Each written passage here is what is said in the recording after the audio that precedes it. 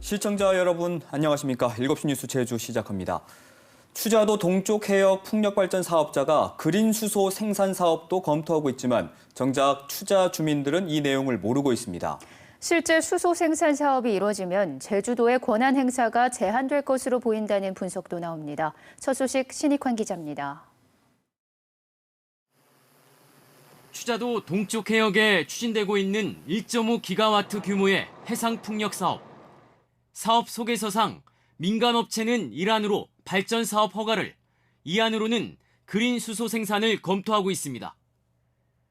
풍력 발전기에서 나오는 전기를 이용해 수소 에너지를 만들겠다는 계획입니다.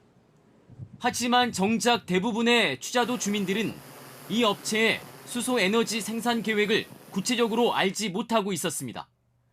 찬성 측 주민은 지역에 도움이 된다고 생각해 찬성했다면서도 그린 수소 생산 등에 대해선 몰랐다고 말했습니다. 반대 측 주민은 그린 수소에 대해선 전혀 들어본 적이 없다고 말했습니다.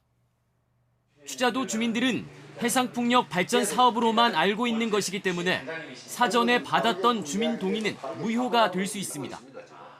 허가 절차에서도 해상풍력 발전 사업과 그린 수소 생산은 크게 다릅니다.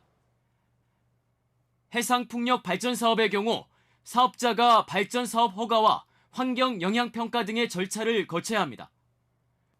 하지만 그린 수소 생산의 경우 해상풍력 발전에 따른 전기를 수소 생산에만 사용하기 때문에 발전 사업 허가를 받지 않아도 됩니다.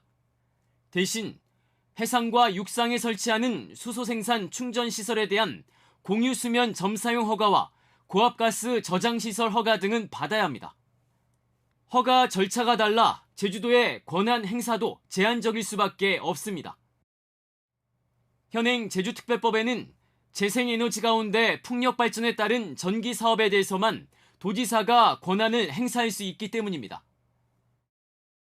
제주도지사가 특별법을 통해 가지고 있는 권한은 발전용 전기사업 허가이기 때문에 만약에 수소 생산용이라면 이건 발전용이라기보다는 자가 소비용 목적이어서 사실상 제주도가 관여할 수 있는 여지가 좀 더 줄어들 것이기 때문에 이에 대해 제주도는 그린 수소 생산과 관련해 제주특별법상 인허가 등의 도가 권한을 행사할 수 있는 부분이 있는지 면밀히 검토하겠다고 밝혔습니다.